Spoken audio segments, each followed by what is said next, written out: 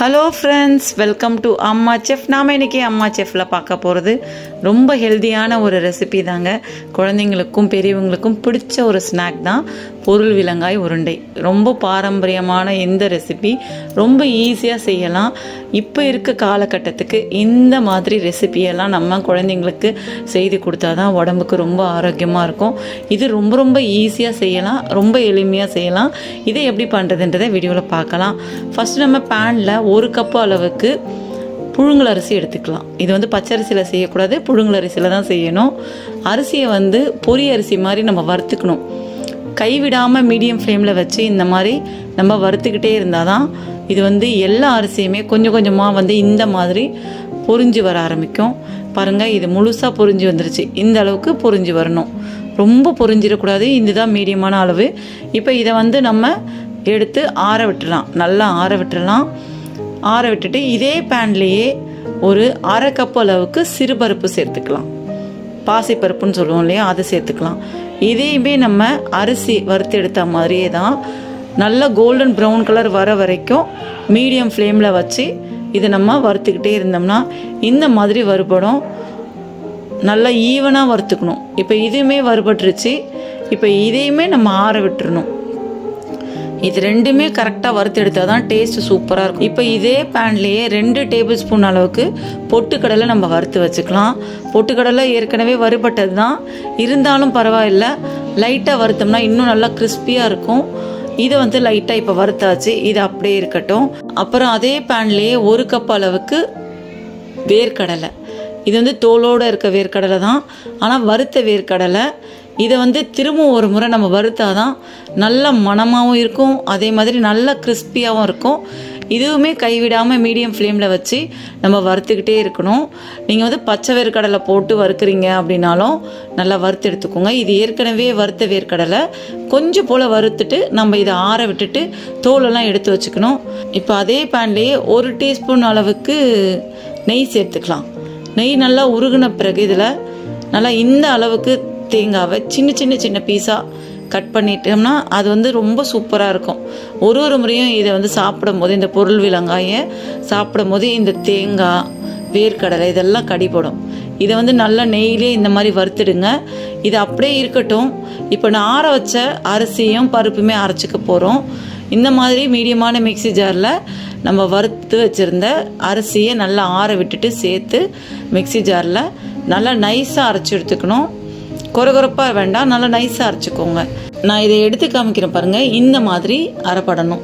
இப்போ இது கரெக்டாக சூப்பராக அரைப்பட்டுருச்சு. இதை அப்படியே எடுத்து நம்ம ஒரு பிளேட்டில் மாற்றி வச்சிடலாம். நல்லா ஓரமாக இந்த மாதிரி பிளேட்டில் நீங்கள் கொட்டி விட்டிங்கன்னா இது ஆறிட்டே இருக்கும். லைட்டாக சூடு இருக்கும். இதை ஆற விட்டுட்டு அதே மீடியமான மிக்ஸி ஜாரில் நம்ம 1/2 கப்பு போல் பருப்பை வறுத்து எடுத்தோம் இல்லையா, பாசிப்பருப்பு, அதை இப்போ நம்ம இதே மாதிரி அரிசி அரைச்ச மாதிரியே நல்லா நைஸாக அரைச்சி எடுத்துக்கணும். இந்த மாதிரி அரைச்சி எடுத்துக்கணும். இப்போ இதையுமே நம்ம பிளேட்டில் ஒரு ஓரமாக கொட்டிடலாம். கொட்டிட்டு இதை நல்லா ஆற விட்டுறணும். ஏன்னா கொஞ்சம் மிக்ஸி ஜாரில் நல்லா ஹீட்டாக தான் இருக்கும் அரைக்கும் போது, அதனால் இதையுமே நம்ம ஆற விட்டுறணும். இதை ரெண்டுமே நல்லா மிக்ஸ் பண்ணி கொடுக்கணும். ஒன்றாலாம் அரைக்கக்கூடாது, தனித்தனியாக தான் அரைக்கணும். ரெண்டையுமே இந்த மாதிரி நல்லா மிக்ஸ் பண்ணி கொடுத்துட்டிங்கன்னா ஈவனாக மிக்ஸ் ஆகிடும். இது அப்படியே இருக்கட்டும். அடுத்து அதே நெய் நம்ம சேர்த்து வறுத்தோம் இல்லையா, அந்த பேன்லேயே 1 கப் அளவுக்கு பாகு வெல்லம் சேர்த்துக்கணும். ரொம்ப சூப்பராக இருக்கும். பாகு வெல்லம் சேர்த்தா தான் கலரும் ரொம்ப நல்லாயிருக்கும். வெல்லம் சேர்த்துட்டு இதில் ஒரு 1/4 கப்புக்கு கொஞ்சம் கூட தண்ணி சேர்த்து நம்ம இதை நல்லா கலந்து கொடுக்கணும். வெல்லம் சுத்தமான வெல்லமாக இருக்கிறதுனால இதை நான் அப்படியே தண்ணியை சேர்த்து நல்லா கலந்து கொடுக்குறேன். வெள்ளத்தில் லைட்டாக தூசி இருந்துச்சுன்னா நீங்கள் வெல்லம் நல்லா கரைஞ்ச பிறகு வடிகட்டிட்டு திரும்ப பேனில் சேர்த்துக்கோங்க. இதை கைவிடாமல் நல்லா கரையிற வரைக்கும் கலந்து கொடுத்துக்கிட்டே இருக்கணும். அதே மாதிரி ஒரு கம்பி பதம் வர அளவுக்கு நம்ம இதை கலந்து கொடுத்துக்கிட்டே இருக்கணும். ஒரு கம்பி பதம் வர அளவுக்கு நல்லா பொங்கி நுரைச்சி இந்த மாதிரி வந்துடும்.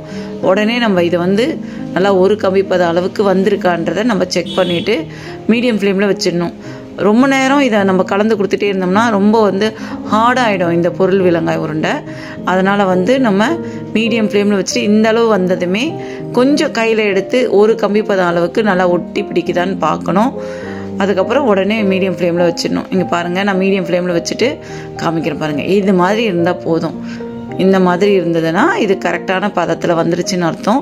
இப்போ வந்து நம்ம எடுத்து வச்சுருந்த மாவெல்லாம் அதில் சேர்க்கணும்.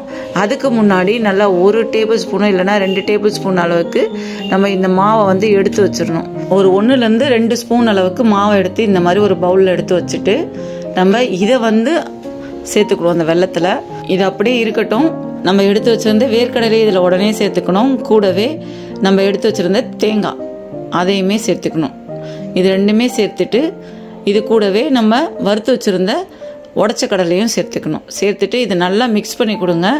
வெள்ளத்தோடு சேர்ந்து இது நல்லா மிக்ஸ் ஆகணும். வந்து மீடியம் ஃப்ளேமில் தான் வைக்கணும், ஹை ஃப்ளேம்லலாம் வைக்கக்கூடாது. மீடியம் ஃப்ளேமில் வச்சுட்டு இது நல்லா இந்த மாதிரி மிக்ஸ் பண்ணி கொடுத்துட்டு நம்ம எடுத்து வச்சுருந்த மாவு வந்து உடனே சேர்த்துடணும். ரொம்ப நேரம்லாம் லேட் பண்ணிடக்கூடாது, உடனே சேர்த்துடணும். சேர்த்துட்டு இது எல்லாத்தையுமே நல்லா மிக்ஸ் பண்ணி கொடுக்கணும். இந்த வேர்க்கடலை உடச்ச கடலை இதெல்லாமே நல்லா இதில் மிக்ஸ் ஆகணும். நல்லா வந்து 2 நிமிஷத்துக்கு நீங்கள் கைவிடாமல் வந்து மீடியம் ஃப்ளேமில் வச்சு கலந்து கொடுத்துட்டே இருந்தீங்கன்னா நல்லா கெட்டி ஆகும். இது நல்லா மிக்ஸ் பண்ணி கொடுத்தீங்கன்னா அந்த மாவெல்லாம் நல்லா இந்த மாதிரி நல்லா கெட்டியாக ஆரம்பிக்கும். பாருங்கள் கரெக்டாக வந்துருச்சு. இப்போ இந்த அளவுக்கு நல்லா கெட்டியானதும் இப்போ இதை வந்து கொஞ்ச நேரம் லைட்டாக ஒரு 2-3 நிமிஷத்துக்கு ஆற விட்டுறணும். ஆற விட்ட பிறகு நல்லா வெதுவெதுப்பாக இருக்கும்போதே சூட்டோட உருண்டை பிடிச்சோம்னா தான் இந்த பொருள் விலங்காய் உருண்டை வந்து நல்லா பிடிக்க முடியும். உருண்டை இல்லைன்னா வந்து ரொம்ப ஹார்டாகிடும், அப்புறம் ரொம்ப கஷ்டமாக இருக்கும் நமக்கு. அதனால் இந்த அளவுக்கு நல்லா மிக்ஸ் பண்ணி கொடுத்துட்டு இப்போ நம்ம ஸ்டவ்வை ஆஃப் பண்ணிவிட்டு இது அப்படியே வந்து கொஞ்சம் லைட்டாக 2 நிமிஷத்துக்கு விட்டோம்னா இந்த மாதிரி ஆகிடும். இப்போ உடனே என்ன பண்ணணும்னா நம்ம எடுத்து வச்சுருந்த மாவு இருக்கு இல்லையா 2 ஸ்பூன் அளவுக்கு, அதை கொஞ்சமாக கையில் நம்ம எடுத்து இந்த மாதிரி தேய்ச்சிட்டு உடனே உருண்டை பிடிக்க ஆரம்பிக்கணும். உருண்டை வந்து பெரிய சைஸாகவும் பிடிச்சிக்கலாம், இல்லை சின்ன சைஸாகவும் பிடிச்சிக்கலாம். அது நம்ம விருப்பம்தான். நான் வந்து சின்ன சைஸாக இந்த மாதிரி மீடியமாகவே பிடிச்சிக்கிறேன். ஒரு நாளைக்கு ஒரு உருண்டை நம்ம பிள்ளைங்களுக்கு கொடுக்கலாம், நம்மளும் சாப்பிடலாம். இந்த மாதிரி பிடிச்சிக்கணும். இந்த மாதிரி நல்லா வந்து கலந்து கொடுக்கணும். அந்த மாதிரி நல்லா அந்த உருண்டையில் நல்லா ஒட்டி பிடிக்கணும். அப்போ தான் இது வந்து சூப்பராக இருக்கும், கெட்டு போகாது, நல்லா டேஸ்ட்டாக இருக்கும். இந்த மாதிரி எல்லா உருண்டையும் நம்ம பிடிச்சி வச்சுக்கணுங்க. இதே மாதிரி தான் எல்லாத்தையும் பிடிச்சி வச்சுட்டு நம்ம இதை வந்து ஒரு நாள் விட்டு மறுநாள் சாப்பிட்டோம்னா தான் டேஸ்ட்டு சூப்பராக இருக்கும். நான் உருண்டைகள் பிடிச்சி நல்லா ஆற விட்டுட்டு இப்போ வந்து அடுத்த நாள் தான் உங்களுக்கு எடுத்து காமிக்கிறேன்.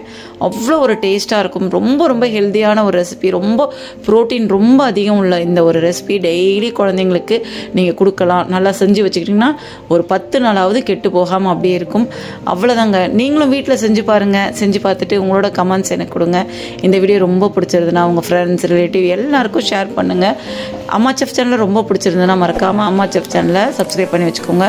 கூடவே இந்த வீடியோ ரொம்ப பிடிச்சிருதுன்னா கீழே ஒரு லைக் பட்டன் இருக்கும், அதுக்கு மறக்காமல் ஒரு லைக் போடுங்க. நன்றி, வணக்கம்.